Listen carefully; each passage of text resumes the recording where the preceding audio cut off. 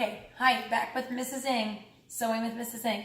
This is the bandana backpack we just made, the straight stitches. If you need to go over the parts that are not sewn with the chalk marks again to make sure you leave the hole that we created here for the ropes when we insert them, then please do that. You cannot sew over this area. So what we're going to do now, just to ensure that it's all strong and we don't want just one string holding it together, is we're going to change our dials to straight stitch. So if it's on straight line, it should be straight line 2.5. We're going to turn it one down. The inner dial will move. Just leave it. It's not going to be on 0.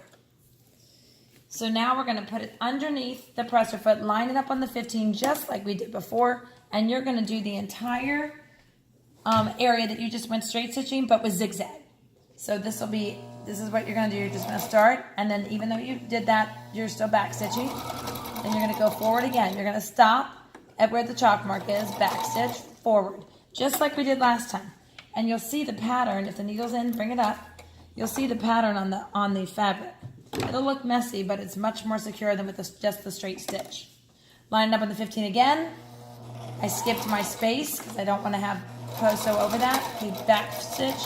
Keep going, keep going. I'm going to show you one corner, but you're going to continue doing this after you pass that corner. You're going to continue doing the whole thing just like you did last time, the 3 sides. Okay, when we get back to the ribbon, remember, we go back over it again because that's an important part. We're going to get close to the corner. We're going to pivot just like we did before. Turn it. And then look at what the material looks like. It has the zigzag. It's good for you guys to learn how to do zigzag. That's like an 8th grade step, since you didn't do that in 7th grade. There's so many different patterns, and maybe when we finish, if we are careful with the machines and respecting the property, we'll be able to play with the different stitches that it can do, as long as we leave it back on it. We're getting close to the corner.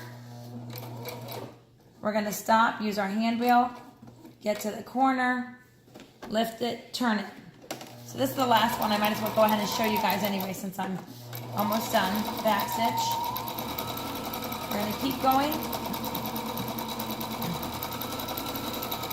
I'm going way fast because I want to be done with it, but you guys are going to go slowly because you're new at sewing.